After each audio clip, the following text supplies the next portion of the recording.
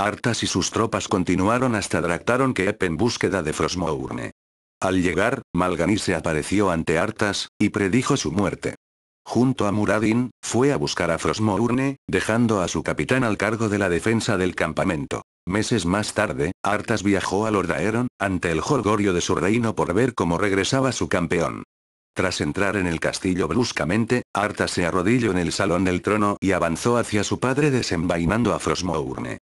La alegría inicial del rey Terenas se diluyó rápidamente cuando se dio cuenta de las intenciones de su hijo. La corona real rodó por el suelo ensangrentada mientras Arthas se autoproclamaba nuevo rey de Lordaeron. Tras abandonar la escena, Arthas se dirigió a la hacienda Valnir donde invocó sus nuevos poderes nigrománticos para levantar a su fiel corcel invincible, permitiéndole ser su montura una vez más. Meses más tarde reapareció en la aldea de Vandermar por petición de su nuevo maestro, el rey Lich. Allí, conoció a Tichondrius, un señor del terror, al igual que Mal'Ganis. Pensando que era su antiguo enemigo, Arthas lo amenazó hasta que descubrió que el demonio había venido para felicitarlo por sus acciones. Tichondrius explicó que la espada que consiguió en Northrend fue forjada por el rey Lich, y diseñada para robar almas. La de Arthas fue la primera. Arthas se reunió con los miembros del culto de los malditos que estaban escondidos en Vandermar, que lo ayudaron durante el camino hacia Andoral, donde recuperó el cuerpo de Kel'Thuzad tras matar al paladín que custodiaba su cripta.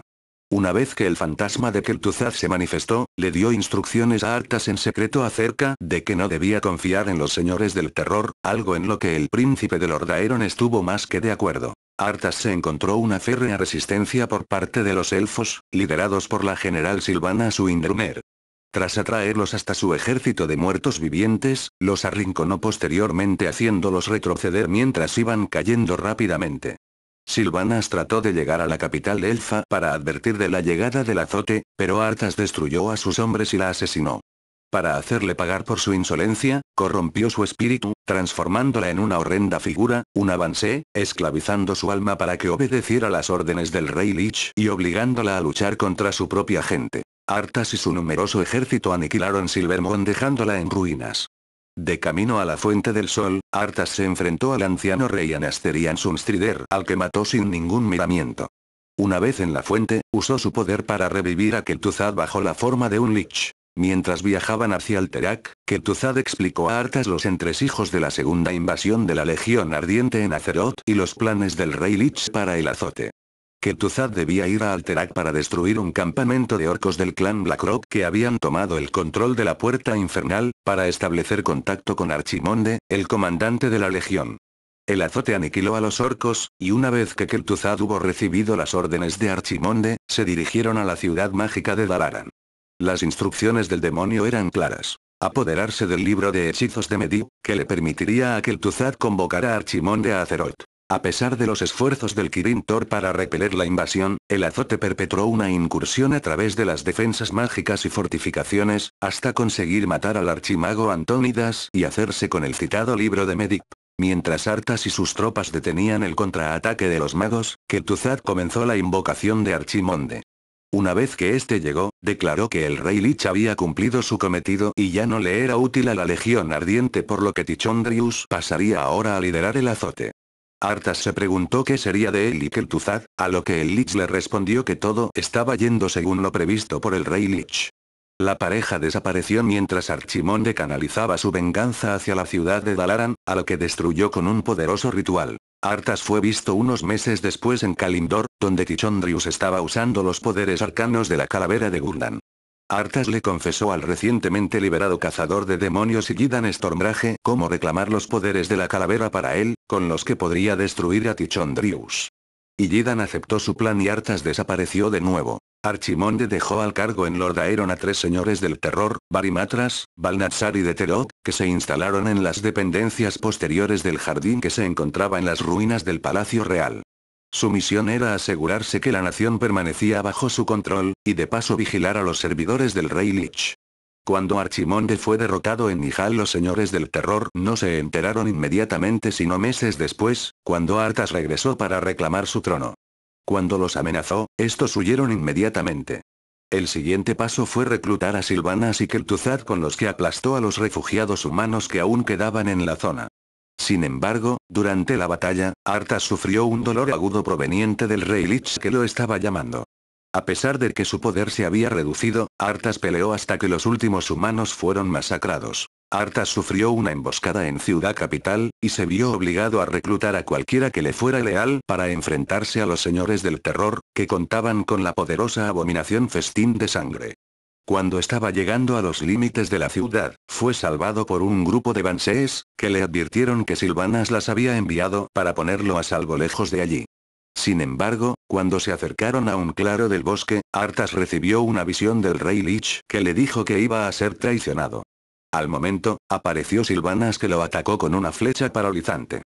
Kel'Thuzad fue tras ella, pero el rey Lich ordenó a Arthas que regresara rápidamente a Northrend, porque unas fuerzas demoníacas, Illidan y su ejército de nagas, querían destruir el trono de hielo. 3 semanas después, Arthas desembarcó en la costa de Northrend, donde fue atacado por elfos de sangre liderados por el príncipe Kael'thas Sunstrider, deseoso de venganza tras la destrucción de su reino. Arthas fue salvado por Anub'arak, el otrora rey de Azjol-Nerub. Kael le advirtió que aunque la emboscada preliminar había fallado, no le sería tan fácil escapar del grueso de su ejército, tras lo cual se teleportó a un lugar seguro. Arthas, preocupado de que Kael pudiera estar en lo cierto, y que nunca pudiera llegar a la ciudadela donde se encontraba el trono de hielo antes que lo hiciera Illidan, estuvo cavilando otras posibilidades de acceso al corazón de Northrend. Fue Anub'arak quien propuso una solución práctica, acortando camino por los túneles subterráneos del subsuelo del reino devastado de Azjol-Nerub. Con suerte podrían alcanzar a Illidan en el glaciar y derrotarlo antes de que accediera a la prisión helada del rey Lich. Sin más opciones donde elegir, Arthas aceptó. Anub'arak sugirió emboscar a Sapirón, un dragón azul sirviente de Maligos, para que ambos se equiparan con sus tesoros. Finalmente, no solo asesinaron al dragón, sino que Arthas utilizó el poder que le quedaba para traer a Sapirón de vuelta a la vida como sirviente del azote bajo la forma de una poderosa vermis de escarcha. Tras huir de los enanos, Baelgun les advirtió que el lugar donde se estaban adentrando estaba protegido por un antiguo mal. Tan pronto como Arthas y Anub'arak se adentraron en las cavernas más profundas, enfrentaron a los ignotos, una raza poderosa y vil que se creía que solo existía en leyendas. Arthas y Anub'arak lograron vencerlos, y sufrieron para hacer lo propio con el poderoso olvidado. Cuando llegaban al reino superior, un terremoto colapsó la parte del pasaje en donde estaban, separando a Anub'arak de Arthas. El joven rey tuvo que esquivar al de Azjol-Nerub hacia la superficie. El rey Lich contactó telepáticamente con Arthas una vez más, y le explicó que estaba perdiendo su poder, a causa de una brecha que se había producido en el trono de hielo por donde se escapaba su energía. Ner'zhul recargó los poderes de Arthas, sabiendo que los necesitaría en la siguiente batalla. Cuando finalmente alcanzaron la superficie, tuvieron que contener al ejército de Illidan que se encontraba próximo a la ciudadela de hielo. Los Naga de Lady Bash y los elfos de sangre de Kael se enfrentaron a Arthas y Anub'arak, a los que se unieron los esbirros del azote que se encontraban defendiendo la fortaleza. Arthas consiguió activar los 4 obeliscos que se encontraban alrededor del glaciar, que abrían las puertas al trono de hielo y donde Illidan lo estaba esperando. Arthas, con la ayuda de Anub'arak, se abrió camino a través de los ejércitos del príncipe Kael'thas, que se enfrentó a él con la espada élfica Felomelorn que perteneció a su padre, Datremar Sunstrider. El duelo de espadas rúnicas se resolvió del lado de Frostmourne, ya que Kael'thas se vio obligado a huir y dejó a Arthas el camino libre para activar los 4 obeliscos que rodeaban el glaciar y que abrían las puertas hacia el trono de hielo. Sin embargo, Illidan Stormrage estaba esperándolo para poner en práctica sus nuevas habilidades demoníacas recién adquiridas.